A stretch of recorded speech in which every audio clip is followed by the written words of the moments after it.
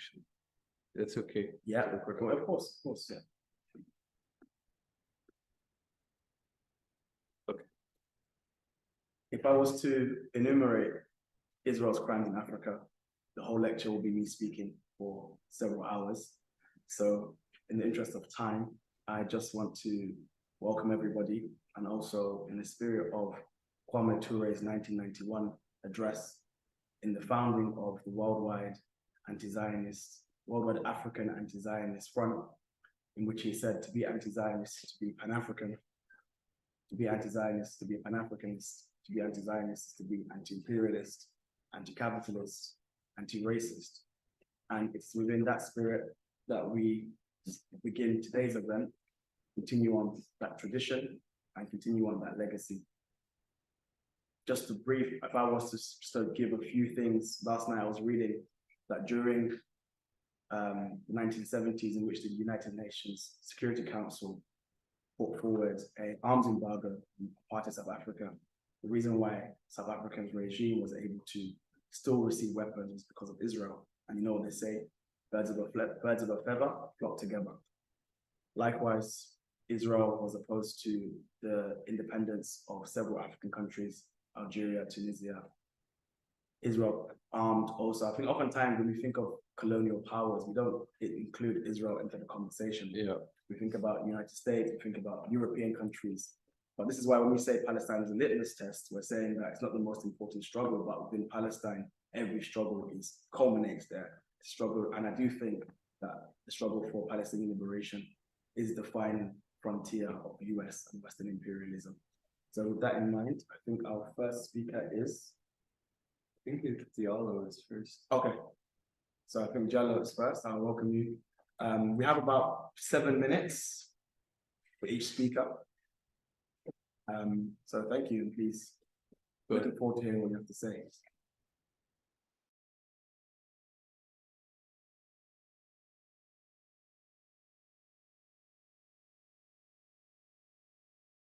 Hello, can you hear me? Good morning, everybody. I was supposed to be the second speaker, according to the schedule, but never mind. Thanks for having me. I think the topic I was supposed to address is the Senegalese Solidarity Committee with Palestine position and actions undertaken since this crisis, this unprecedented crisis took place. So the easier, even 7 minutes won't be enough, I'm afraid, would be to read the statement released on the demonstration we eventually organized in Dakar. I was supposed to attend it and even to speak there, but the government didn't give us the authorization on that Saturday, so we had to postpone it to the next one, to the next Saturday. The statement stands for condemnation of the crimes of the Zionist and terrorist state of Israel against the Palestinian people. The whole world is today witness to the cruelest abuses and crimes carried out by the Zionist military machine on innocent Palestinian civilian populations, leading to thousands of deaths, including many children, women, and the elderly, not to mention the destruction of social and economic infrastructure such as hospitals, universities, roads, and bridges. Added to this is the systematic destruction of mosques and churches in the Gaza Strip, with the use of the vilest means to punish civilians by depriving them of access to products and services essential to life, such as water, electricity, and medicine. This catastrophe inflicted on the defenseless people, Palestinian people, since 1948 was perpetrated through notorious infamous massacres, including those of Deir Yassin, Sabra and Shatila, and Jenin. Thousands of people were victims of these massacres, while the Western world, supposedly the defender of democracy, human rights, and values of justice and equality, witnesses in a hypocritical and almost imperturbable manner this unnamed tragedy. Most of these countries, led by the USA, provide the Zionist regime with all the means to kill and the entire panoply of tools of destruction, while defending Israel systematically and without nuance on the international scene, thus hindering peace initiatives as well as the application of laws and international or regional resolutions which condemn the Zionists, criminalize their actions, and provide justice to the martyred Palestinian people.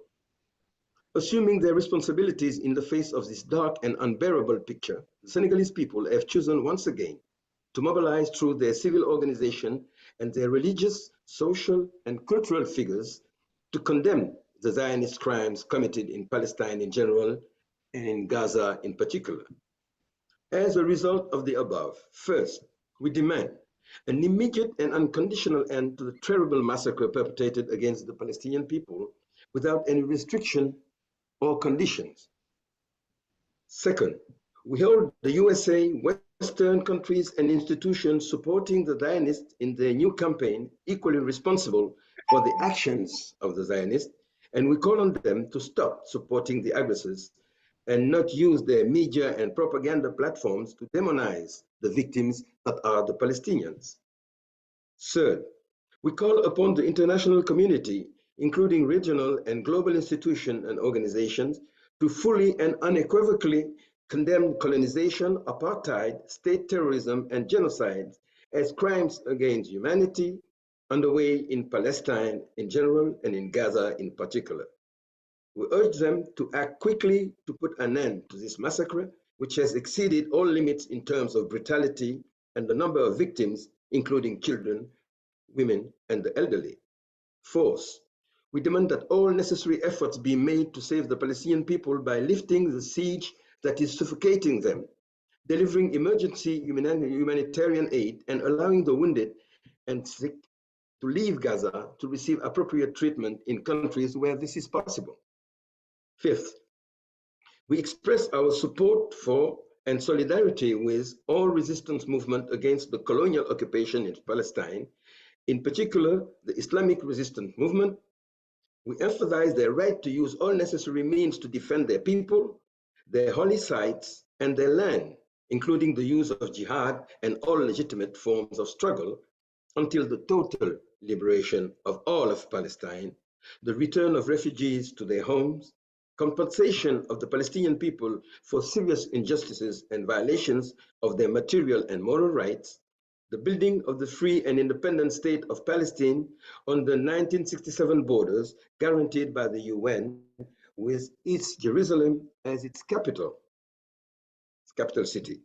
Six, we demand that national and international media be impartial in their coverage of events in Gaza, reporting the facts as they unfold on the ground, and renouncing any form of discriminatory selection and manipulation. We have noticed that some of them are unfairly trying to put the Zionist aggressors and the attacked Palestinians back to back. Six, we demand that national and international media be impartial in their coverage of events in Gaza, reporting the facts as they unfold on the ground, and renouncing any form of discriminatory selection and manipulation. We have noticed that some of them are unfairly trying to put the Zionist aggressors and the attacked Palestinians back to back. Seventh, we call on the state of Senegal, and this is much important, given its moral and historical responsibility towards Palestine and its people, as the only country in the world to chair since its creation in 1975, the UN Committee for Exercise of the Inalienable Rights of the Palestinian People, to systematically depart from any position of ambiguous neutrality in its reactions to the ongoing tragedy in Gaza and more generally in Palestine. We call on Senegal and Africa as a whole to take the correct position of condemning the actions of the Zionists in Palestine and to use all possible means to put pressure on those parties capable of ending the destructive war in Gaza. Eighth, we launch a general appeal to the Senegalese people, to the Islamic nation, to all free and peaceful nations, to all Democrats and progressives in the world, to participate in the campaign to boycott organizations and companies throughout the world that support the Zionist state and provide it with all types of support, allowing it to continue to attack the Palestinian people, to steal their land, to arbitrarily imprison children, women, the elderly, and the sick. 9, which is the last, we address a special message to all the Palestinian people, especially those under siege in the valiant city of Gaza, who say to him, the Senegalese people, like the free peoples of the world, reaffirm their solidarity with you, support you with all their strengths to put an end to this ferocious war, break the oppressive siege imposed on you, liberate your land, and take back your holy places. We salute your jihad and sacrifice and invoke the Almighty to grant you support, strength, and victory. Finally, we take this opportunity to appeal to the Senegalese people in all its components and orientations, urging them to participate in a donation campaign, each according to their means, to relieve the suffering of the inhabitants of Gaza who are facing the most brutal siege in contemporary history. This statement was released in Dakar at a solidarity meeting on November 4, 2023. Thank you for your attention.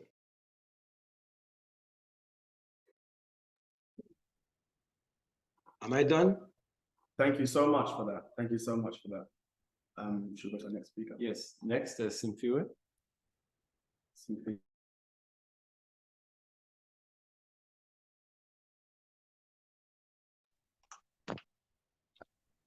Thank you very much, comrade. Can I check that? Am I audible? Yes, yeah, we can hear you. Thank you very much, comrade. As I've been introduced, my name is Entevyou Dlamini from Swaziland, in the Communist Party of Swaziland. I'm the International Secretary of the Communist Party of Swaziland. Thanks for inviting me here, comrade, where I'll be talking about the Israel apartheid regime who support the monarchy of Swaziland, to check on how does it support the monarchy in Swaziland. The relation between these two regimes started in September 1968. And in Swaziland, there are Jews families that they are in Swaziland, which is around 50 families. There is also Swazi is playing a role to make sure that he maintain the relations of the Israel with the regime, who is one of the richest men in Swaziland, who goes by the name of Natikesh, who is also a Jew. He was born in South Africa, then he relocated to Swaziland.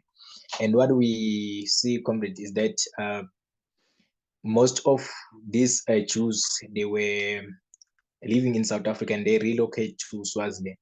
And in the early 1970s, where we saw the support of the Israel apartheid regime towards the monarchy, it was the time where South Africa was ruled by the apartheid regime. Comrade, what we know is that the regime recent was calling it a shameful member of parliament who are stooge of the monarchy. And we saw one of the personnel of the regime wearing a necklace which have got the Israel flag. And as the Communist Party of Swaziland, we've been in the front line to make sure that we raise consciousness, more especially to the masses, to understand what is happening in Palestine, because there are a lot of misconceptions that they are taking place in Africa, more especially in the name of religion. Comrade, the Israeli apartheid regime, it's play a huge role in making sure that it maintains the status quo in our country, more especially in the security. The Israel was the only country which came openly to say that they are supporting the monarchy in establishing the army. The army in Swaziland was established in the early 70s when the monarchy banned political parties in this country, and then established an army. The first army was trained by the Israel apartheid regime. When the Israel apartheid regime was sending weapons to the apartheid regime in South Africa, it was also aiding and assisting in establishing of the monarch. What is happening today is that what we see them still playing a role in training the security personnel of the monarch. And also what they are doing, they are not exposing themselves, but they are inside the country trying by all means to hide behind the banner of the boers that they are coming from South Africa. They also play a role in training rangers, which are the one that they are responsible for taking care of the game reserve. Why so, comrade? Because it is their reserve army that they are still trying to make sure that they protect the monarch. Also, they are playing a role in the judicial of the country. As we speak, there is Stanley Sapir, who is safe as the Chief Justice of the Swazi Court of Appeal, who is from the Jewish.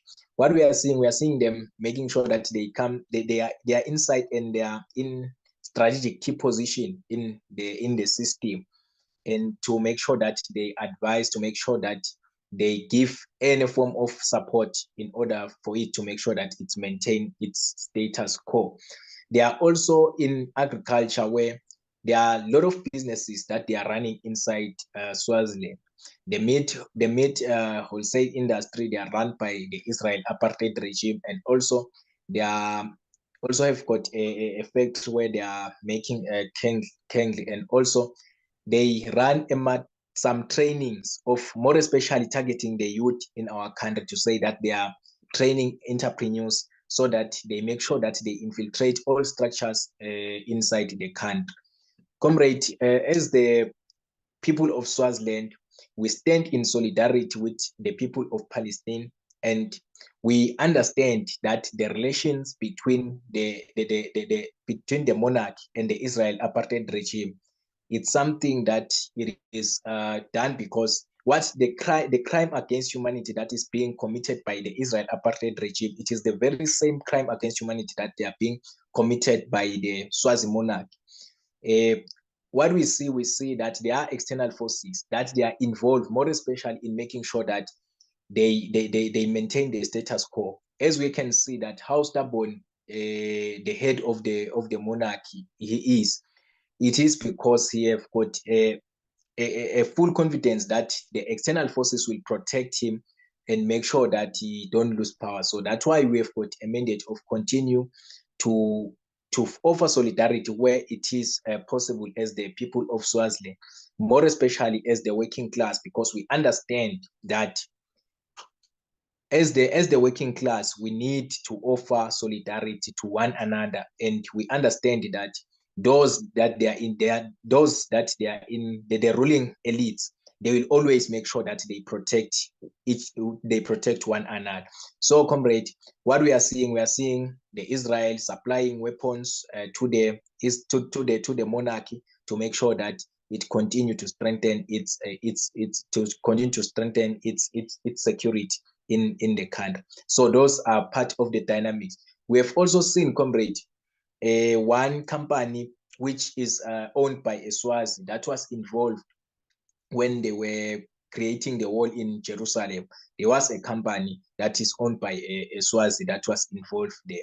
And also we are seeing this influential capitalist by the name of Natikesh, who is also pumping more money to the Israel regime. So those are part and parcel of the dynamics. And as the people of Swaziland, we are saying the struggle for democracy must win, because we understand that as long as there is the monarch in power, he will make sure that he supports those that they are oppressing, oppressing the working class. So we have got a responsibility of waging a war against, a revolution against the monarch. And as we are waging the war, we understand that we can never win our war in the isolation of the international community. That's why we will always condemn every crime against humanity that we see happening around the world. Comrade, thank you very much for giving me this opportunity. Lastly, comrade, we are taking courage from the people of Palestine. We are taking courage from the resistance movement of Palestine, the way that they are organizing themselves to be a formidable force. We are taking courage because what we are seeing also an occupation. We are seeing also the same element between these two regimes, because the very same regime in Swaziland, we have seen it butchering our people. What is happening right now in Palestine? So it have got that mandate of making sure that we condemn and we do whatever it can take for us to assist the people of Palestine. That's why we are calling the world to condemn the crime against humanity that they are taking place in Israel. Thank you very much, comrade.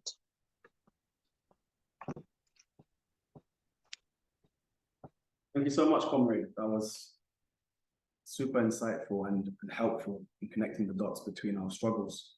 Fathi? Fathi, yeah. Yeah, next we have Fathi speaking. Look forward to hearing what you have to say.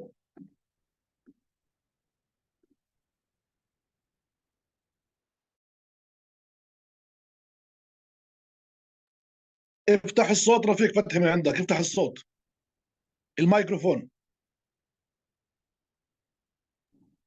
حاضر حاضر يا باشا. كلام عربي؟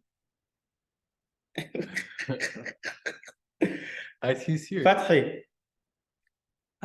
افتح الميكروفون بتاعك. رفيق فتحي افتح الميكروفون. ايوه ايوه لا فتحي موجود. no.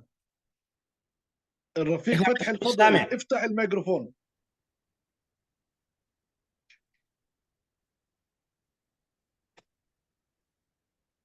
Is it? Let me see. Into unmute.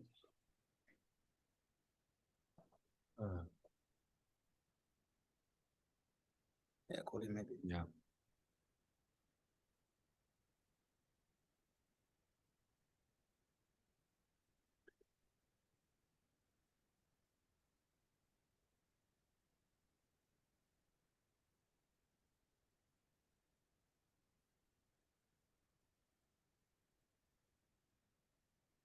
الرفيق فتحي افتح الميكروفون من عندك، المعلق عندك ارفع التعليق تبعه.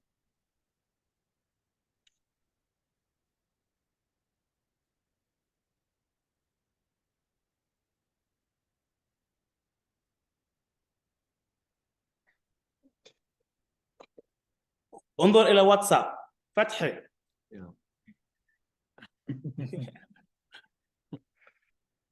ذهب ليستعين بصديق. I think the host must on the settings recommend that the person unmutes. Yeah, and when we accept the request, we tried that. I have to call him. طب رفيق ممكن اتحدث انا باللغه العربيه والترجم؟ هل ذلك ممكن؟ نعم ممكن. عربية فصيحة ممكن. اوكي تماما. اولا انا محمد علوش، عضو المكتب السياسي لجبهه النضال للشعب الفلسطيني. تمام. استنى. تفضل. تمام ان شاء الله. بعدين ان شاء الله كمل بعدين ان شاء الله. تمام. اوكي بعد رفيق فتحي. Do you hear me? ان شاء الله. Yes, yeah, we can hear you. اوكي شوف. تمام رفيق. اوكي بس بالراحة. If you want to mute, just press here.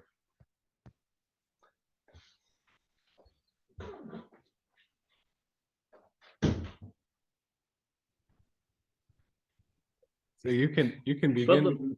Yeah, we can hear you. رفيق فتحي يستمعون إليك، تفضل. ايوه تفضل. Should I start speaking or he will speak? Yes. Me. Yes. Okay. For Sudan, our experience, I mean, okay, I agree with the comrades who spoke from Swaziland and from Senegal about this description of the present situation in Gaza and generally the struggle of the Palestinian people against aggression and for the liberation of their occupied territory and for the establishment of their own independent state with Jerusalem as its capital. However, for us, the main thing is not only the struggle of the Palestinian people against the Israeli occupation, but rather the support Israel is getting from different corners of the world, and especially from the Arab countries. Because what was going on prior to the invasion of Gaza and the continued repression in the West Bank was the attempts by the certain regimes in the Arab countries to normalize relations with Israel. This was the process initiated by the so-called Abraham Initiative, or the United States of America was behind everything that took place a year ago or 2 years ago. The main thing of that move was to really liquidate the Palestinian issue, to liquidate it completely, and to abort all attempts, even internationally, the recognition of this solution of the two states, a Palestinian state and an Israeli state, whereby there will be, an attempt to have the Palestinians as refugees, be it to Egypt or to Jordan. And this is precisely what is going on right now. This is what Israel is trying to do now. By us requesting or speaking about it, that the Palestinians should go from the north to the south. And of course, it is also going, pushing the Palestinians to leave their country. The liquidation here is not only the Palestinian cause, but even the Palestinians as an entity. And to resolve them within, let us say, Sinai in Egypt and the eastern part of the West Bank, that is in Jordan. And this is exactly what the Abraham Initiative is based on. The complete liquidation of the Palestinian question. So what is Israel is doing now, and what the Arab government, especially those who normalize relations with Israel, yes, they speak about the so-called humanitarian, let us say, problems or the human rights of the Palestinian people, but they don't go as far as condemning the aggression or speaking about the Palestinian rights to establish their own state or the Palestinian rights in Gaza and in the Western Bank. Yes, it is very clear now, generally speaking, that a number of governments who, for one reason or the other, spoke about at the beginning of this development, spoke about the right of Israel to defend itself. This is true. But right now, you'll find a number of governments have shifted their position, speaking about the right of the Palestinian people to exist, which I think diplomatically the war has led to the isolation of Israel and has led to the isolation of the United States. But not on this. What is needed now is how to continue the mass solidarity movement all over the world, to the extent that we move one step further. Instead of condemning the aggression, in recognizing the rights of the Palestinian people to have their own state. And this is the main issue right now for us in the Sudan. I don't want to draw parallels between the situation in Palestine and the situation in the Sudan, but what is important to stress is that in the historical relations between the development of the political situation in Sudan and in relation to the Palestinian issue, or in relation to Israel, is related to the struggle for democracy in our country, in the sense that whenever we have a democratic regime, the position of the Sudanese government or the Sudanese authority or the Sudanese parliament was always in recognition of the right of the Palestinian people to self-determination, including the right for them to establish their own state. But whenever we had a dictatorial regime, a military regime. Immediately, this position is being dissolved in a sense that accepting to be part and parcel of the conspiracies by the Arab reactionary forces and by the United States of America. For example, when we started the changes which took place in Sudan in 2019, the December uprising in the Sudan, one of the main issues was the issue of Palestine, support for the Palestinian people, and all the political parties within the freedom to change in the Sudan, and this was the main opposition group which really mobilized the people against the Muslim Brotherhood regime in the country.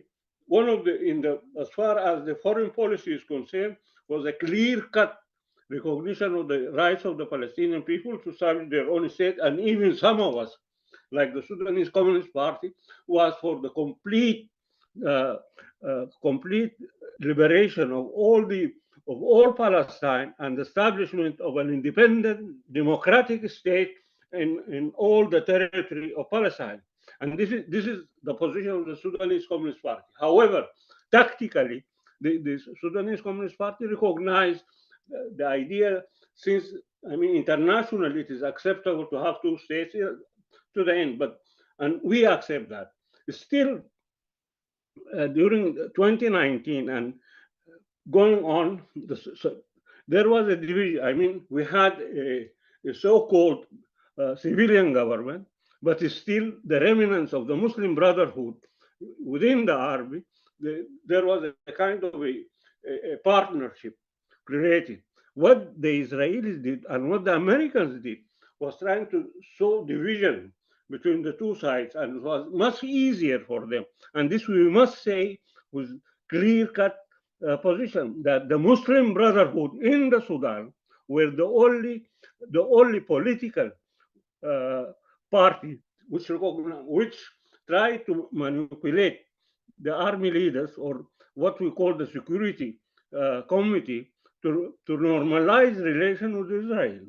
And this looks very paradoxical, very strange, taking into consideration that Hamas is a Muslim Brotherhood, or the origin is a Muslim Brotherhood origin. However, what happened then, that the military within the government, Al-Burhan, who was the head of the state, went and met Netanyahu in Entevyou, in Uganda, and he accepted the idea of normalizing relations with Israel. And now, that was never ever during a democratic regime we have reached that stage. Never ever that such a decision was taken outside the context of, let us say, a democratic institution, or even at 2020, even within the transitional government. But it was taken by the group of the militaries who were actually representing at that time, and still till today, the interest of the Muslim Brotherhood in the country. And here we can see the coalition of the Muslim Brotherhood in the Sudan with Israel and the United States together. This is one. Okay. Of course, there was a fantastic mass movement in the country which forced to freeze the attempts by the militaries to recognize Israel. Until today, nobody speaks about officially or openly about relations between the Sudanese authority and Israel. But under the carpet, the relations are developing.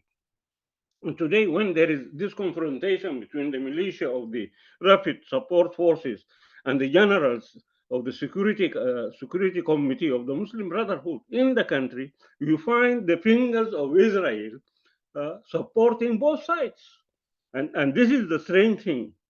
I mean, Israel is having relations with the Rapid Support Force, which is also supported by some of the Arab countries, like the Gulf states of the Emirates, as well as Wagner of Russia. On the other hand, the generals are supported by Egypt. However, Israel is maintaining relations with the two groups. And this shows to which extent the Israelis, as well as the United States, are manipulating the situation in the country, perpetuating the military confrontation in our country. And still, when the issues comes to stake, it is the military who would always go for recognizing Israel rather than the right of the Palestinian people. Today, we can easily see the correlation or the relation between what is going on in Gaza and what is going on in the Sudan. And if you look generally to the situation now in the third world or the developing countries, you will find how the recognition for Israel was halted. I mean, countries in Latin America, for example, withdrew recognition of Israel. Countries in Africa, like Nigeria, for example, refused a visit by the Czech Prime Minister, who the Czech government is one of the main supporters of Israel. I'm trying to say that whenever there is a retreat or a setback in any African country, and whenever there is a military regime like in Swaziland or in the Sudan now, you'll find always support shifting from the noble cause of the Palestinian people to positions supporting Israel. What is happening these days, I think it is good we speak about the human rights of the Palestinian people, or condemning the aggression against Gaza. But what is also important is to look further ahead. I mean, to look to what is going on in the Western Bank. I mean, there where there is a movement, a democratic movement inside the West Bank, it is very difficult to comprehend that the situation in West Bank, nobody speaks about it. While in Jenin, in a number of Tulkram, in a number of cities and refugee camps, they are subjected more or less to the same brutal aggression, daily aggression, suppression, and whatever you call it, detention of the resistance Palestinian people, with their organizations being suppressed. So why, for example, people are speaking about Gaza, which is very important, we think that it is also important and equally important to draw attention to the situation in West Bank, because there is the alternative for a new and the future of Palestine. The third point I would like to make is about the Arab minority in Israel, because they also revolted against the aggression in Gaza and as well as the aggression against their brothers in West Bank. Now, the general secretary of one of the mass democratic organizations in Israel, Mohammed Baraka, is being arrested by the Israeli government. And this is important. We think this is important that we demand the immediate release of Mohammed Baraka, because this is one of the issues related to the democratic process inside the apartheid regime, the practice against the Arab Palestinians inside Israel. And this nobody speaks about it. I mean, this shows the real brutality of the Zionist fascist regime in ruling Israel. And this is where I think the democratic, and the movement of solidarity with Gaza should also take into consideration what is going on in the West Bank, as well as what is going on inside Israel itself, about the minority, the right of the Arab people inside Israel. And here, we don't want to call that there is a betrayal or something, but no government so far spoke about the repression inside Israel towards the Arab people, inside the Palestinians, inside Israel. And we think this is quite paradoxical. I mean, unacceptable that we speak about human rights for everybody and we forget the basic human rights for a Palestinian living inside a democratic state of Israel. I mean, the self-defense becomes really a joke there. if their self-defense is against the Hamas attack, then what about the Palestinians who are living inside Israel? Then the second question is the role of the settlements and the settlers in the West Bank and their attacks now, the attacks against the Palestinians in the West Bank. I mean, these issues, I think we need really to focus on them and to speak about them and really raise them to the attention of the world, because these are the issues at stake. And because if you speak about war, yes, but what about the democratic rights of let us say a refugee camp in the West Bank, or an organization against war in Israel? I mean, that's why we very much stress, first of all, to draw attention to the situation in the West Bank, of course, of Gaza. This is obvious, but still the situation in the West Bank and the situation inside Israel. And we think if we can do that, then we would really be objective about evaluating the real danger of the apartheid and rogue regime. Thank you very much for speaking. Thank you. Thank you so much. Thank you so much. Thank you.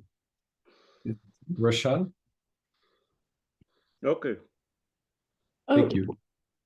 It's Thank you. very sorry. Hi, comrades. It's good to see Comrade Diallo, who was a host of the first Pan-African Palestine Solidarity Network meeting a couple of years ago. And it's great to hear from comrades in Sudan and Swaziland. And I think it really gives a good picture of how Israel is all over Africa, is all over the least democratic elements of our continent. And, you know, how our struggles are really are interconnected. And of course, speaking about South Africa, obviously, as was mentioned by the comrade from Swaziland, our two apartheid regimes, the South African and Israeli apartheid regime, were from the very beginning. I mean, in fact, they came about in the same year, 1948. And the first person who described Israel as an apartheid state was actually the architect of apartheid himself, Hendrik Verwoerd, who said the Jews took Israel from the Arabs after the Arabs had lived there for 1,000 years. Israel, like South Africa, is an apartheid state. He said this in 1961, and obviously it was meant as a compliment to Israel.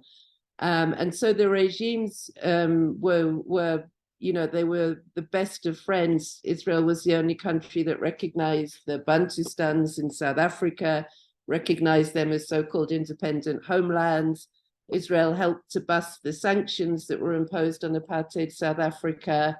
And worst of all, and we saw just the other day, the crazy apartheid Israeli Minister of Heritage who proposed dropping a nuclear bomb on Gaza, both admitting, therefore, that Israel has nuclear weapons, that those nuclear weapons were built in collaboration with apartheid South Africa's nuclear weapons that post-apartheid have now been dismantled. So at the same time as our apartheid colonial oppressors were hand in glove together, the liberation movements also in our country and most of Southern Africa were part of meeting up everywhere around the world. I'm sure the comrade from Sudan also knows this history. And there's lots of people now actually doing research on all the contacts that there were and the ways in which the liberation movements in Palestine, that time the PLO and Southern African liberation movements in particular, were together in various ways, including military training in some instances. So I think, you know, that our struggles are definitely just one and the same. And you saw yesterday, I think in Cape Town, there were around 200,000 people that came out on the streets of Cape Town in a huge solidarity march for Palestine. one of the speakers was Mandla Mandela, the grandson of Nelson Mandela, who of course said that we will never be free without the freedom of the Palestinians. But I think, you know, although the systems of apartheid are very similar, and, you know, obviously now I think there's an international consensus that Israel fits the definition of apartheid in the UN Apartheid Convention. I think one of the major differences was that the South African system of apartheid was used primarily to create a reserve of labor for the mines, as well as to continue the dispossession of land that the British had started with the 1913 Land Act. And the Israeli system of apartheid is often called worse than that in South Africa. People like Archbishop Tutu, the late Archbishop Tutu, and more recently Reverend Frank Chikane have called it out as being worse than apartheid was here. And of course, now we can see that it is a genocidal project as we witness what's going on in Gaza, but also I think it's right that we need progress. We also need to keep mentioning what's happening in the West Bank, because it has been the deadliest year in the West Bank. And I think since 7th of October now, well over 100 people have been killed, and that's just shoot to kill policy of the occupation forces and the illegal settler militias. And so to say it's worse than apartheid isn't to say that apartheid was lovely here. It was better here. And it was in a way the same genocidal project that drove the same genocidal colonial project. It was just that the discovery of diamonds and then gold in 1898, which required vast amounts of super exploited labor to extract it in the most profitable way for the colonizers, meant that the Black population in South Africa was required as labor without any rights to their own land. So ultimately aiming to turn the indigenous people into a migrant labor force, forced off their land, thrown into Bantustans and forced to find work in the so-called White Republic. Whereas what we can see in Palestine, as was mentioned, the project of driving people off their land is similarly genocidal for sure. I mean, it's clear now, but also, you know, to the notion of making Palestinians perpetual refugees somewhere else. So it's similar, but slightly different. And I think, you know, that coming to now in South Africa, we want to really push our government, because we can't put up with the fact that there's an apartheid Israeli embassy operating as normal with a full diplomat, ambassador, and they're allowed to stay there. It's not the time for diplomacy.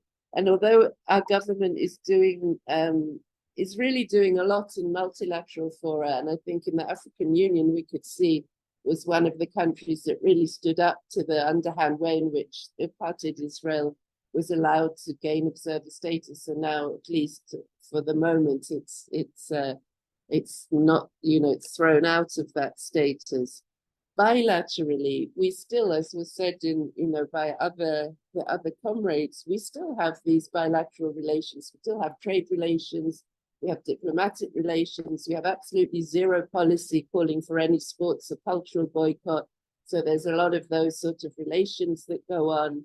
And it's untenable for us to feel that a post-apartheid South Africa, particularly one with the ANC, which was our liberation movement that conducted the struggle similarly to the Palestinian struggle, allows this to happen. And we know, obviously, there's a lot of dodgy money involved, as has been mentioned, and the way in which apartheid Israel will inveigle its way into even a democratic country like South Africa.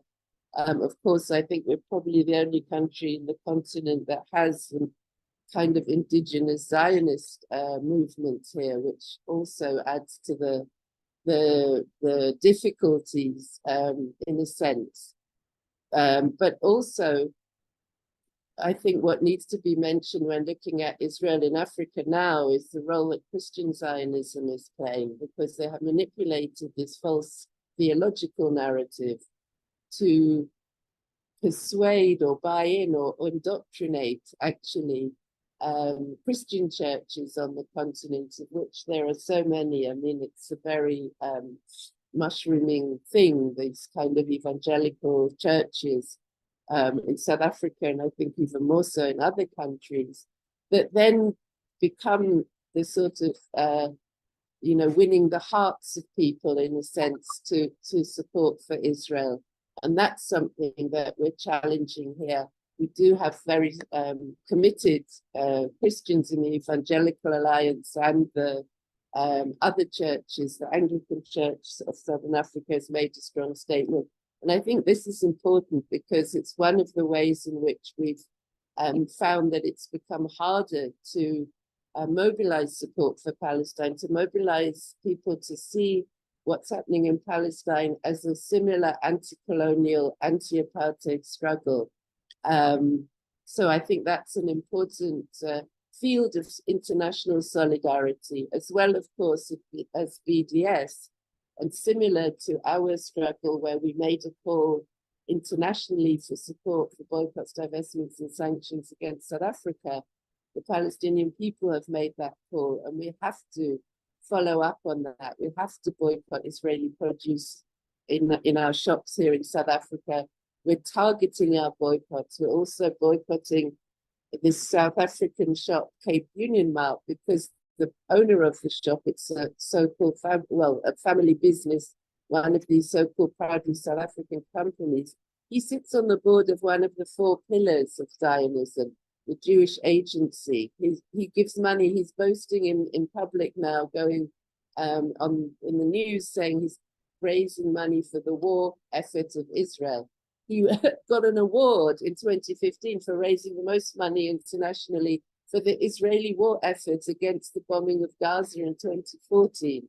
So trying to have targeted boycotts around Israeli companies, there's a tomato growing company we're also targeting in countries, I think is vital, because it not only wins, it's a way of picketing outside shops, a way of protesting to businesses, it's a way of mobilizing people as well. And in our struggle, it took decades, but it worked because, for instance, in the UK, where there was a very strong, ultimately anti-apartheid movement, which took decades to build, it was through people doing just that, standing outside shops every Saturday, a few people with leaflets, saying to people, this is what's going on, why you shouldn't buy South African produce. But it's people power, and I think we've seen with the demonstrations around the world, even in countries with super reactionary governments, there have been thousands and thousands of people coming out, like in London yesterday. Goodness knows how many people, but it seemed to be more than 250,000 people on the streets against one of the most reactionary governments. And at the time of our struggle, it was similar against the Thatcher regime in Britain. So I think it's really showing that it does take people's power. And although it can feel very depressing to follow the news and to feel that we can do something about it, honestly, from our example, I think we can. I think we will ultimately, and I think we have reached a tipping point of support for the Palestinian struggle. The simple demand for a ceasefire that governments around the world are not making is one that can mobilize people who are humanitarians, who may not be very involved politically at the moment, but who feels, there's something's not right, watching what's happening in Gaza in particular. So I'll stop there, and thank you very much. Thank you so Thank you much. so much. Thank you so much. يا محمد إن شاء الله بعدين نحاول نوصل لك ترجمة إن شاء الله. تمام؟ تمام رفيق، أتحدث الآن؟ نعم. تمام، يعني أولا أشكركم وأشكر الرفيق فتحي الفضل على هذه الدعوة، وأنا سعيد بأن أكون مشارك معكم في هذا اللقاء مع الأصدقاء والرفاق من أفريقيا ومن دول مختلفة، ونحييكم على كل الجهود وكل المواقف الداعمة لعدالة القضية الفلسطينية في مواجهة إرهاب الدولة المنظم وفي مواجهة حرب التطهير العرقي الذي تقوم به إسرائيل بحق الشعب الفلسطيني في قطاع غزة. Allah, he's just welcoming everyone and thanking everyone from every location. He's very happy to be a part of our meeting today and in the cleansing of the earth that is Israel today. نعم، احنا لليوم ال38 على التوالي، 38 يوما متواصلة حرب الإجرام والعنصرية والفاشية الإسرائيلية على شعبنا الفلسطيني الأعزل. إسرائيل ترتكب جريمة حرب بحق الإنسانية في قطاع غزة على مرأى ومسمع من العالم، أمام صمت المجتمع الدولي وصمت المؤسسات الدولية التي تشجع الاحتلال من خلال هذا الصمت على القيام بالمزيد من الجرائم الوحشية والدموية واستخدام كل الأسلحة المحرمة دوليا في مواجهة الشعب الفلسطيني الأعزل الذي يناضل في سبيل الحرية وتحقيق حق تقرير المصير وإنهاء الاحتلال وقيام الدولة الفلسطينية المستقلة وعاصمتها القدس. So you said it's been around a month, 30 days, I think, Yeah. since Israel started its brutal attack against the Palestinians, and that they're ethnically cleansing them and they're trying to get rid of them. And they use every single means. Yeah, they're using every means necessary to essentially commit a genocide against people. يعني اليوم ما يجري على الأرض الفلسطينية اليوم هو أكبر انتهاك لكل القانون الدولي والقانون الدولي الإنساني ولكل الشرعية الدولية ولكل الاتفاقيات الدولية. للأسف الشديد هذه الجريمة اليوم تأتي بدعم وبإسناد واضح من قبل الإدارة الأمريكية، من قبل التحالف الغربي الإمبريالي والأطلسي الذي جاء من أجل أن يقدم كل الدعم والإسناد لحكومة الفاشية والعنصرية والحرب في إسرائيل في مواجهة الشعب الفلسطيني الأعزل. اليوم هذا الصراع الدولي والإقليمي ندفع ثمنه في فلسطين من خلال محاولة الإدارة الأمريكية الفاشلة أن تدافع عن مصالحها في المنطقة وفي العالم على حساب الدم الفلسطيني. So he said they're going against essentially all human morals and committing every crime against humanity against these people, and that today this made-up country that came from nowhere is essentially waging this genocide against these people, and America, unfortunately, is helping take part in this genocide. لقد فشل مجلس الأمن الدولي بالقيام بمهامه المباشرة في الحفاظ على السلام والاستقرار في العالم. مجلس الأمن الدولي نعتقد أنه مختطف من قبل الإمبريالية العالمية رغم وجود أقطاب ودول أخرى لها مواقف داعمة ومساندة للقضية الفلسطينية ولعدالة النضال الوطني الفلسطيني. ولكن واضح تماما أن المؤسسات الدولية، مجلس الأمن الدولي والأمم المتحدة والمؤسسات الدولية الأخرى المختلفة، باتت رهينة النظام أحادي القطبية، هذا النظام أحادي القطبية الذي يقود العالم منذ انهيار التجربة الاشتراكية في الاتحاد السوفيتي. لذلك من المهم اليوم التأكيد على ضرورة تعزيز النضال الأممي المشترك من قبل كل القوى والأحزاب والمنظمات، كل التيارات الرافضة للاستعمار الجديد والقديم، لكل الرافضين لسياسات البنك الدولي، لكل الرافضين لهذه السياسة الإمبريالية الرأسمالية المتوحشة التي تحاول أن تكرس النظام الأحادي القطبية في قيادة العالم. العالم سئم الحروب، العالم سئم السياسات الأمريكية النيوليبرالية الفاضحة التي تسعى إلى استبداد الشعوب والنيل من حقوقها ومن مكانتها على مستوى العالم. لذلك اليوم يجب أن يكون النضال عالميا، النضال على كل المستويات في مواجهة الإمبريالية والفاشية والعنصرية. انتظر شوي حتى نترجم إن شاء الله. أوكي.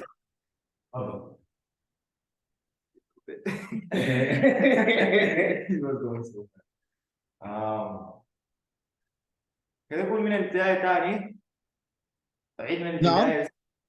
ممكن يعني تعيد من نعم، البداية. التأكيد رفيقي العزيز أن المجتمع الدولي اليوم هو مختطف من قبل الإدارة الأمريكية، من قبل التحالف الإمبريالي الأطلسي الذي يحاول فرض الحروب على أكثر من منطقة في العالم، بما في ذلك الحرب في أوكرانيا. اليوم هي حرب مفتعلة من قبل التحالف الغربي في مواجهة روسيا، محاولة استدراج روسيا إلى حرب وإلى دفع ثمن نتيجة الدور الروسي. أيضا هناك استبداد واضح في الصين فيما يتعلق بمحاولات احتواء الصين من قبل الإدارة الأمريكية والنفوذ الغربي. وأيضا ما يجري في فلسطين اليوم على أرض غزة من حرب دموية، حرب تطهير عرقي وإبادة جماعية بحق الشعب الفلسطيني، هي محاولة من هذا النظام الغربي الإمبريالي المتوحش أن يفرض سلطته على مستوى العالم. لذلك مهم أن نعزز النضال والتضامن الأممي المشترك في مواجهة هذا المشروع الذي يحاول الاستبداد بالعالم. Yeah, totally. Yeah. But essentially what he was saying is that a lot of the countries of the world surrounding like this whole conflict, including America, they're either complicit in what's going on and not saying a word, or they're taking part in it. And so that no one is really doing anything or like trying to stop the genocide that's going on, including I think he said Russia and other big countries that say they're, what's it called?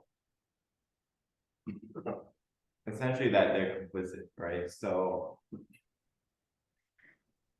yeah, you know, as we've seen and not mentioned China as well with Russia. yeah, so that's pretty much, that's the kind of the summary, but like, yeah, there's all these big countries that have all this power, they're very silent and complicit in their actions.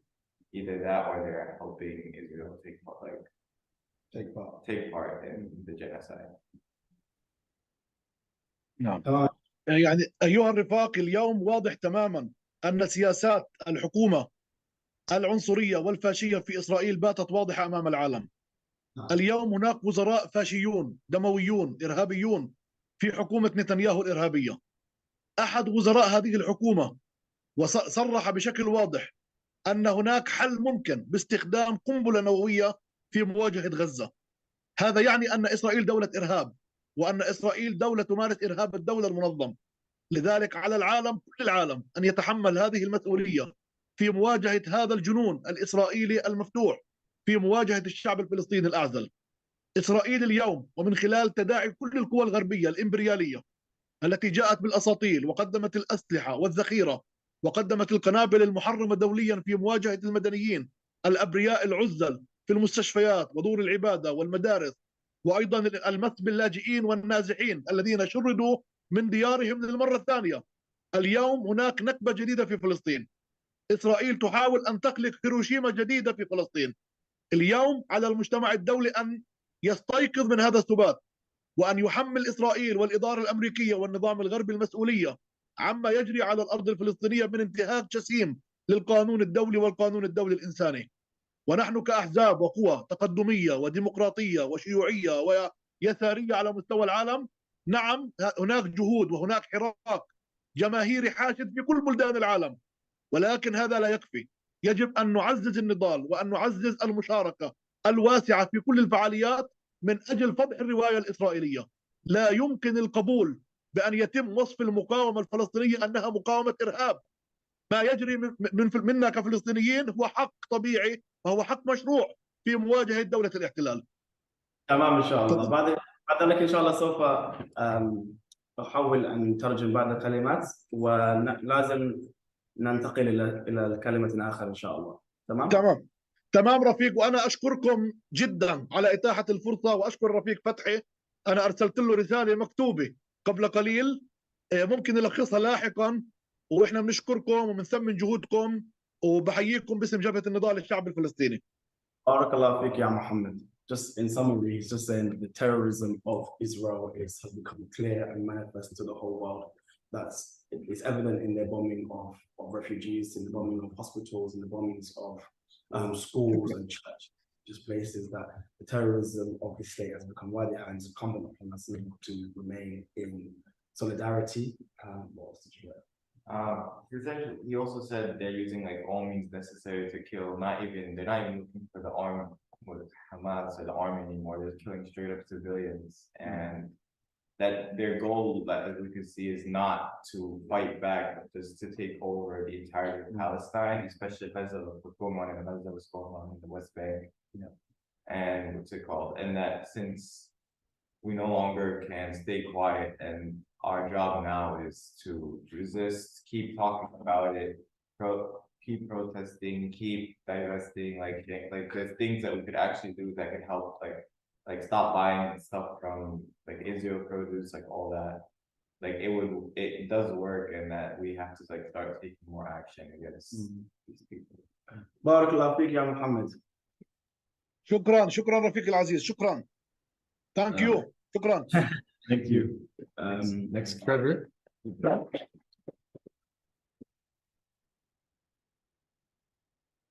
He also said he appreciates what you guys are doing. Yeah. Thank you. Is it Roshan or Trevor? Trevor's. Okay. And then Roshan? Oh, Rashawn went over. Oh, and then, Yeah. oh, No, we're Trevor. done after. Oh, okay, okay. Trevor's last. Hey, Trevor, can you hear us? Comrade. I can hear you. As you can see, I'm in darkness. The capitalism mismanagement of our country has led to an intermittent cutting of power. So I'm using a bulb that reserves some energy. So you'll pardon me, comrades, because you are not going to be able to see me. Let me quickly deal with the issues as requested. And I thank Comrade Roshan because she had made a very good introduction as to the contribution of the South African section of the international community to the struggles to free Palestine and also ensure that there is a building, growing solidarity with the working class people, especially in our country. And I must perhaps make a preliminary point that the South African situation has in the post-apartheid in particular, has continued the relations to a certain extent of the pre-democratic era, because during apartheid, what happened is that during the South African apartheid, what happened is that the Israeli state supported the South African National Party government, the racist minority regime, and in that process, even assisting it to weaken the international solidarity efforts which had been enacted, amongst which include the call for arms embargo and all of that. So the Israeli state continued the strong ties with the South African apartheid state at the time. Now, post-1994, the relations had actually not necessarily changed, because largely the white population, which was under the indoctrination of the white racist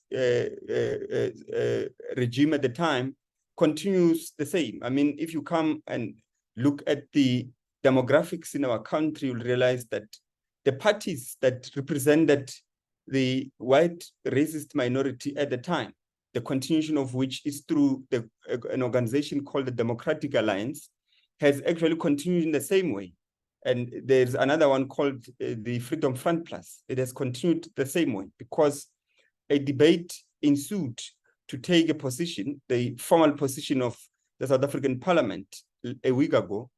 And in that, it is the Freedom Front Plus and the Democratic Alliance which continued to call for support for the Israeli racist regime, and in that defied, or rather opposed, the motion which was progressively put by the ANC, the EFF, and other organizations which are in support, because largely those organizations really do support the Palestinian cause. Now, my contribution is to deal with the issues and the support given by the labor movement in the country. Now, the support given by the labor movement in the country. So I'm from the South African Federation of Trade Unions, which is the largest, not the largest, the second largest federation in the country of trade unions. The first largest is the Congress of South African Trade Unions, COSATU. And then there is FEDUSA, which is the third largest. And you have NACTU, which is the fourth largest. And you have a conservative wide union called Solidarity. It still continues those racist traditions and is aligned to the Freedom Front Plus and a civil organization that still champions racist ideologies like AfriForum. So of the four federations, three are firmly in support of the Palestinian struggle. And this is COSATU, it's my federation SAFTU, and it is NACTU, which is traditionally or was traditionally aligned to the Pan-Africanist Congress of Azania, which is the PAC, one of the two largest political parties which fought for liberation, or the political liberation movements in the country, which had an armed wing during the apartheid struggle against the racist regime in our country called APLA or POGO. APLA standing for African People's Liberation Army, and were trained and supported mostly by China and some Pan-Africanist and African nationalist organizations across the continent, including in the diaspora. So these three federations are firmly in support of the Palestinian cause, and are the ones which have historically championed the fight against the Israeli racist regime, even dating back to the apartheid years in our country. Because if you look at the support which was given by the PLO to the African National Congress in the 70s, including even to a certain extent training of the Umkhonto we Sizwe forces, which was the armed wing of the African National Congress. Now, the organization or the alliance or the history of the African National Congress is closely aligned to the labor movement, especially the faction of the labor movement, which was formed and was called the South African Council of Trade Unions, SACTU. Now, SACTU would have aligned itself with the liberation movements at the time, especially in the 1950s, and they consolidated themselves into what we call the Congress movement or the Congress Alliance. The Congress Alliance would have been the one that eventually in 1955 gathered here in Johannesburg to adopt a Freedom Charter, a document which called for and paved a pathway for the liberation struggle of the country. And of course, the closely linked alliance between the labor movement and the African National Congress would have began a tradition that allowed the labor movement early in the stage, even during apartheid era in the country, to take a stand against the settler regime in Israel and the support for the Palestinian cause. So, but let me, so that is just the background of how far the labor movement in the country started. So the labor movement in the country and in support of the Palestinian cause started. It started during the National Party racist regime in our country before the democratic dispensation in 1994. Now, post-1994, was just a carryover of the struggles which had begun before the dismantling of apartheid in South Africa. And at the time, the struggles mostly were championed by the Congress of South African Trade Unions, the largest trade union federation in our country, COSATU. And it was involved in the adoption of key resolutions, one of which was in 2002 at the Alliance Summit, which was convened between the South African Communist Party, the African National Congress, and the Congress of South African Trade Unions. And at that Alliance Summit, of course, the resolution called for the adoption and endorsement of the BDS, which is Boycott, Divestment, Sanction Movement, which still continues today. And Roshan, of course, is leading an organization which is one of the leading party to that particular coalition in our country. And so the struggle continued then, which had actually been shown through the calling of protest actions. And these protest actions had been implemented through the call for pickets, the marches, and also the strikes which would have been conducted, especially by the transport union workers who would have refused time and again to load and offload the goods to Israel and from Israel in our ports. And the reason of these struggles was in 2021 May, where we saw workers belonging to NUMSA and SATAU refusing to offload the goods which were coming from the Israel as part of the, of course, import-export trade. And at that time, the importance of this particular method of struggle amongst the workers is key and substantive, and it deals and is undergirded by the very political economy of capitalism. Because one of the things which we try to analyze, especially which has allowed us to reach the conclusion, and I think the labor movement globally also takes their cue from this particular understanding, that capitalism is an economic system that is organized with as a totality. And as a totality, it means that every step of the cycle of capitalist production and circulation is very important for the realization of value in that particular cycle. And therefore, the adoption of the boycott, in particular boycott strategy in the struggle, is quite important at two levels. The first level is, of course, the very issue of circulation. Without circulation, we know that capitalist enterprises produce in order to circulate so that they can extract profits. But without circulation, there will never be extraction of profit in that. So the strategy and the method of the boycott, economic boycotts in particular, becomes important here at two levels. The first one is when we rally our own members to refuse to offload and handle the goods that are coming from Israel, because what it means is that those particular goods will never enter the second stage of circulation where they are imported. And in this instance, imported in South Africa and would have to be circulated to retail and wholesale. So the strategy helps us in ensuring that we disrupt the circulation of those particular goods. But the second important aspect of this method is in relation, 1 minute. 1 minute left. 2 minutes. Okay, so the second aspect of this, the second important aspect of this, of course, is to refuse to buy.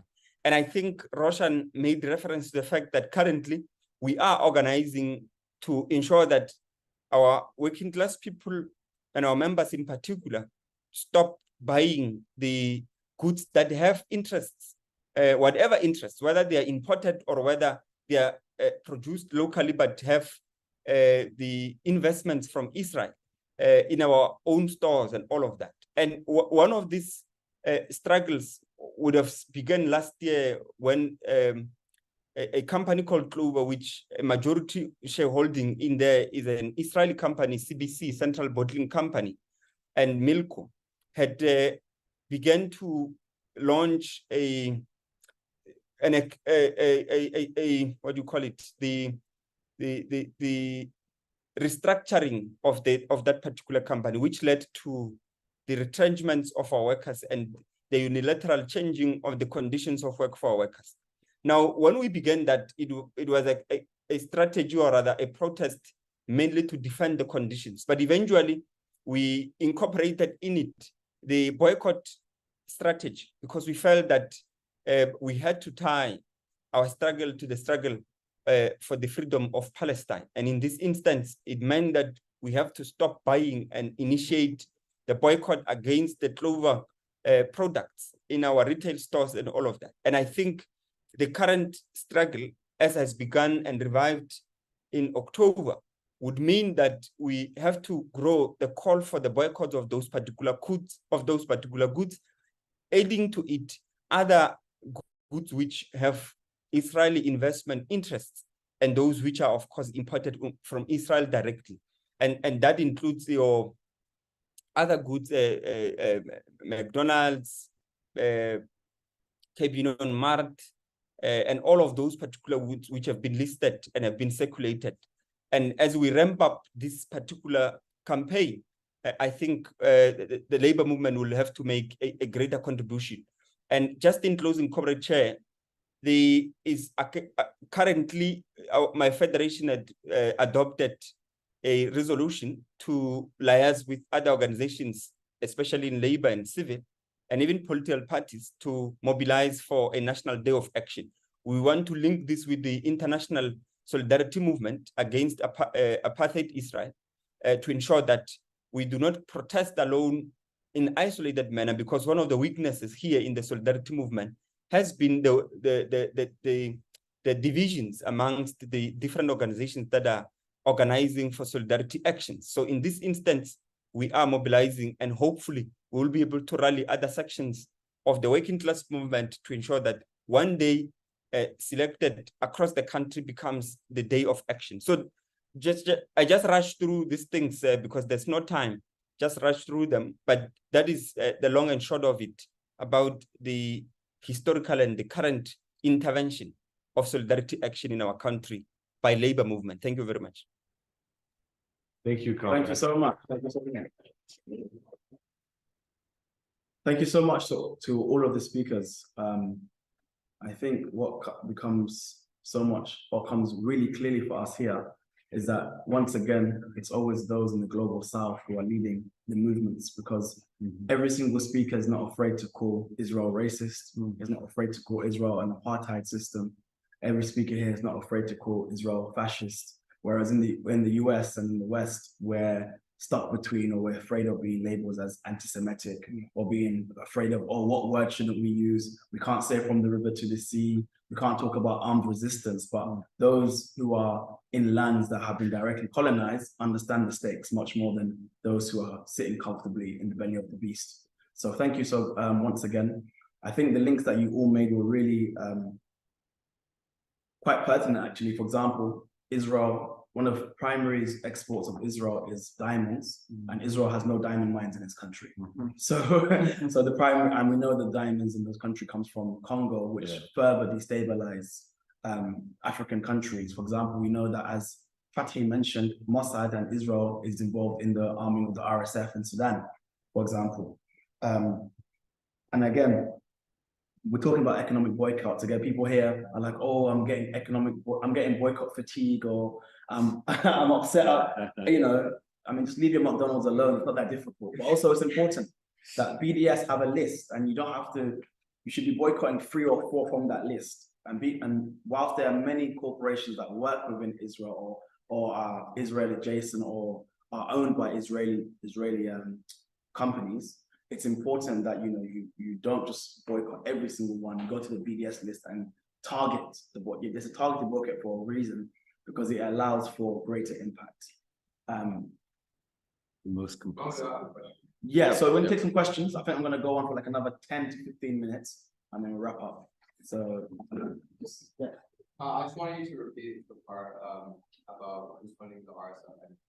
Oh no. So arming the RSF in some groups in Sudan is Israel. Oh yeah, Israel. But yeah, Azhar, please. Yes, can you hear me? Yes. All right. Assalamu alaikum, and thank you so much. My question is directed, I think it's a comment and a question, comment to everyone just to think about, and a question to Ustaz Fathi. I have been an activist and kind of a part of the Sudanese revolution since 2013, when, it started, when that revolution had first started. People started, protesting, and then things were quiet for a while, and then it came back again. And the one thing I've recognized in the, recently, the discussions coming about with Palestine, and so I've asked this question a couple of times, and I still haven't found an answer specifically on the recognition that's being given to other countries and in the context of Sudan.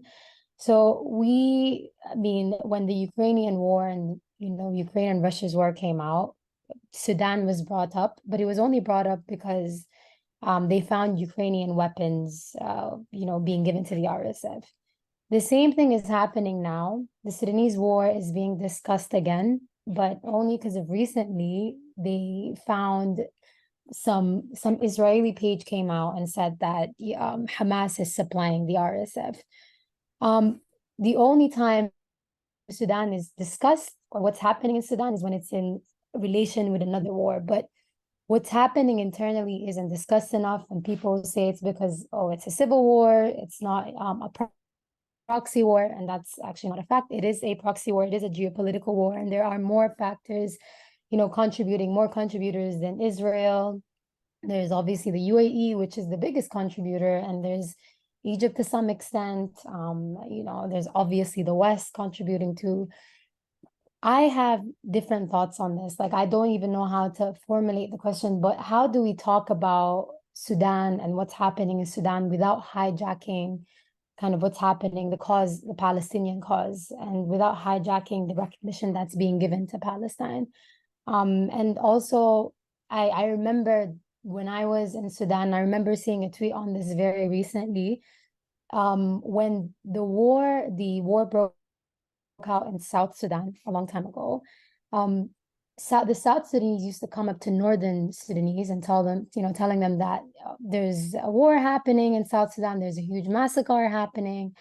Darfurians used to come up as well, and they used to be told by Northern Sudanese that there's bigger problems happening in the world. You see what's happening in Palestine.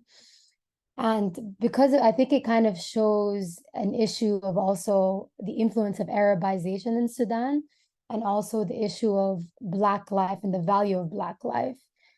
So I mean, to everyone, and also to Ustaz Fadl, how do we approach this? How do we go about it? How do we give recognition? And I think humanity applies to all. I think a genocide is a genocide, whether it happens in Rwanda, whether it happens in Sudan, whether it happens in Palestine. Genocides are genocides everywhere, and the same exact atrocities that are happening in Palestine, whether it's, the chemicals being dropped on civilians, whether it's the displacement, whether it's, the massacres, the genocides, the same atrocities that are happening in Sudan, but no one is speaking about it. And I feel honestly a sense of responsibility seeing everything that's happening back home, and, seeing everything that's happening back home, but knowing, I don't know how to word this, but everything is happening back home and no one's talking about it. And then, when I go out protesting for Palestine, as much as my heart is in it, but I also feel hypocritical too, because I'm not giving enough recognition to what's happening back at home when it's the same exact story. So I don't know if my question was clear. It's a different, a couple of different thoughts here and there, but I don't know what you'd have to say about that, Ustaz Al-Fadl. Thank you so much, Azhar. Fathi, do you want to respond?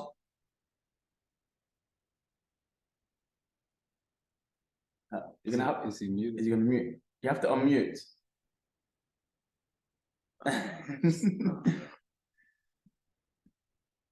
If you scroll on the screen, you should see a mute button. An unmute button, yeah, on the bottom left-hand corner of the screen.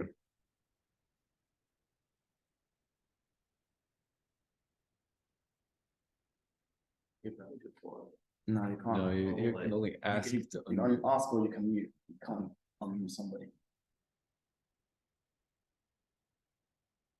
No.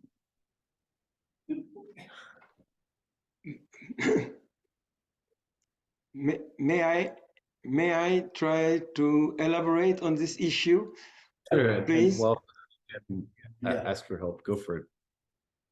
Thank you. I got mistaken. I was confused because I thought initially we were supposed to make a statement in 7 minutes. So that's when I changed my mind and decided to read that statement. But you see, Fatih Al-Fadi made a very good point, good information about what's going on in Sudan.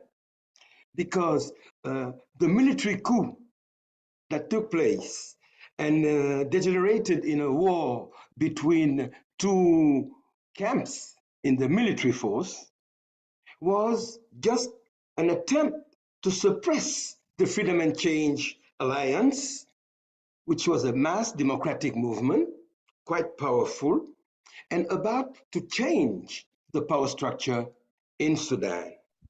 And significantly, the very good information that Fatih gave us is that Israel is helping both sides in the military. Well, the movement, the African Liberation Movement, as well as the Palestinian resistance organizations, should be on the side of the people rather than the side of the power structure or the military. I believe that what happens, according to Fatih Al-Fadi in Sudan, is the same problem that takes place, for instance, in my country. Senegal, supposed to be a democratic republic, is about to be submitted to a military coup according to the Switzerland New Daily, Le Temps. I read a paper yesterday saying, will Senegal be the next domino in Africa? What does it mean? Is that if they are about to lose control, meaning domination and exploitation of this colony, this new colony, they'd rather wage a military coup to maintain the status quo. Now, what's very significant in relating to what we are discussing here is that Israel, throughout our continent, is always on the side of the oppressors, is on the side of the apartheid regime, is on the side of the military men, is on the side of the former colonialists. And Africans should never forget that initially, the country that those, if it was a time at the 19th century and beginning of the 20th century, a time when the Western powers was just sharing, countries and continents, just like they were sharing a pie. And when, before the Balfour Declaration that shared Palestine, they gave away Palestine to the World Jewish Congress, Baron Rothschild, they were considering giving them Uganda, an African country. And so we would have had, by that time, an apartheid regime in Southern Africa before the real apartheid and the original one. So my point is, for instance, we know that Senegalese government facing a very strong oppositional organization is buying his military equipment to Israel and is on the way to switch his permanent former attitude as to Israel, towards Israel. Traditionally, Senegal, we used to say that Palestinian people have in the permanent rights, to self-determination, to equality, to liberation, etc. That's why they've been presiding that UN commission, for the inalienable rights of the Palestinian people. But now they're switching on that position because they want to buy military repression equipment from Israel. And they're not the only one. I heard that the Gilets jaunes movement in France, to repress it, President Macron bought military and police equipment from Israel. So Israel is always on the side of the oppressors, on the side of the exploiters. And it's not surprising that America, the US, are the permanent and strongest support to Israeli aggressive position.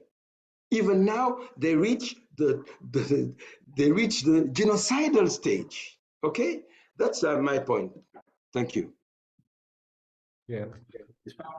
Are you able to unmute? If not, I just want to, add, thank you so much. Adding to that point, I think one of the things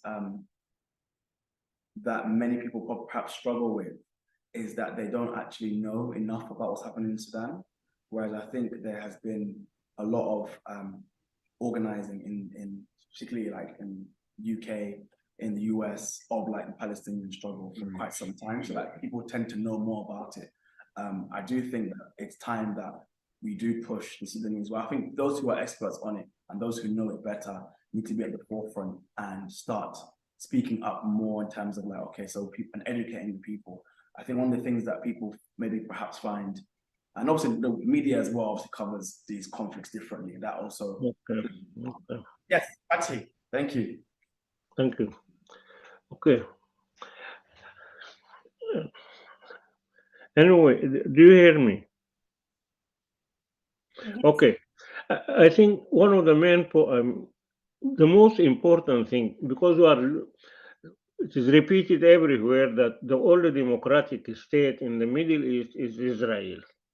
And this is where people should try to unmask, because it is the most reactionary, less democratic state in the Middle East. And there is no difference between the state of Israel or the system in Israel and the system in the other so-called kingdoms and so on and so forth, in the sense that power is being manipulated by a population, okay, against there is no right at all, no rights at all for the minorities inside Israel.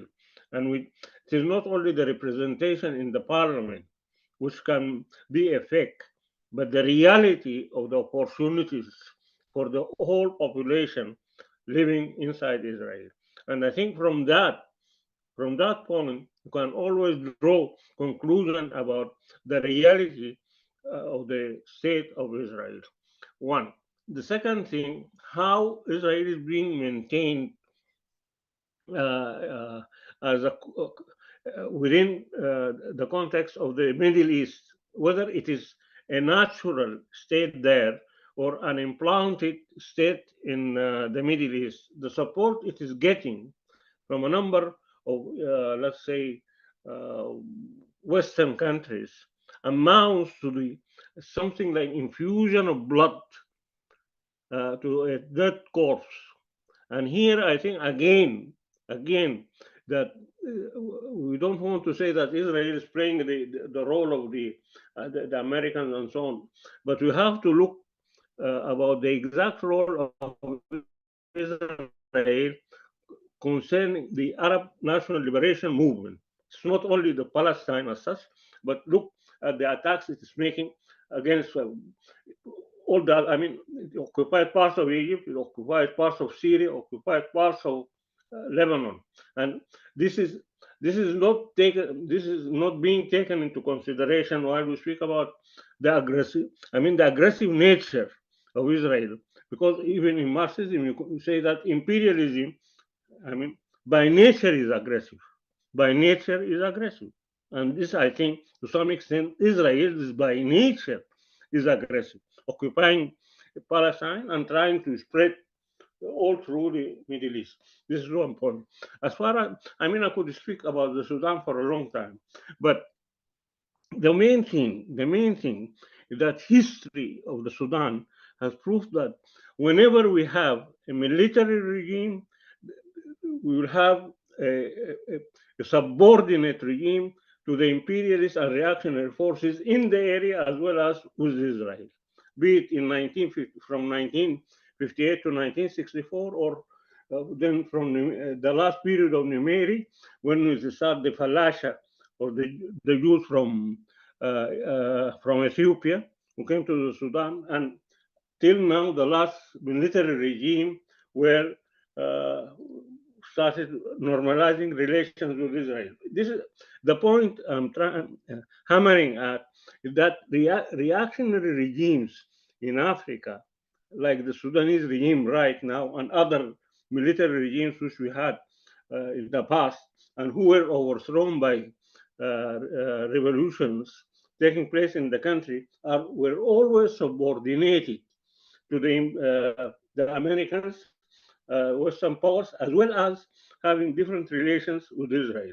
So reaction in Africa, reactionary forces in Africa, by extension, are part and parcel of the same apartheid regime, be it South Africa in the past or Israel at present. And if we want to elaborate more, you'll see it about the kingdoms in the Middle East. I mean, which countries who have real democracy in the Middle East are having relations with Israel? I mean, is it Saudi Arabia? Is it the United Arab Emirates? Is it Bahrain? Is it Morocco? Or is it even Egypt? I mean, these are questions, or Jordan.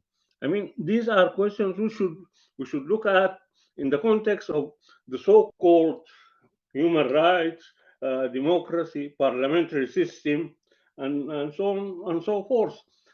Because here comes the issue of liberation. When we speak about liberation of Sudan or otherwise, it goes beyond the context of the struggle, I mean, for or against the rights of the Palestinian people. It has a more broad, let me say, issues, because it challenges really the context of human rights, democracy. What we mean by democracy?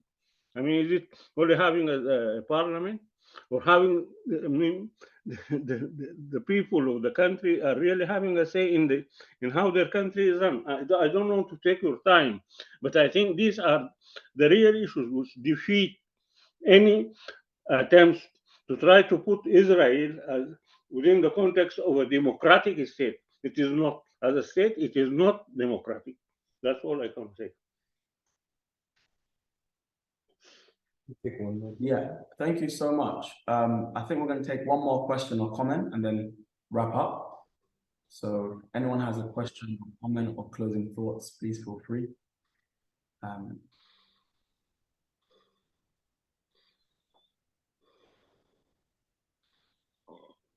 No, we don't. You want to say some last thoughts? No, I just want to, again, once again, thank you to all of our amazing speakers, and thank you to everyone who's here with us in person. I think once again, the Global South is showing us how struggles are conducted. And I think it's important that we continue to make those links and just to continue not to be afraid, because whilst maybe we might find that the Zionists are strong in the United States and are well organized and well funded, that at least we know that this is a global movement and it's a global solidarity campaign amongst colonized peoples throughout the world. And I think it's important to maintain. So I guess in our thousands and in our millions, we're all Palestinians. So thank you very much.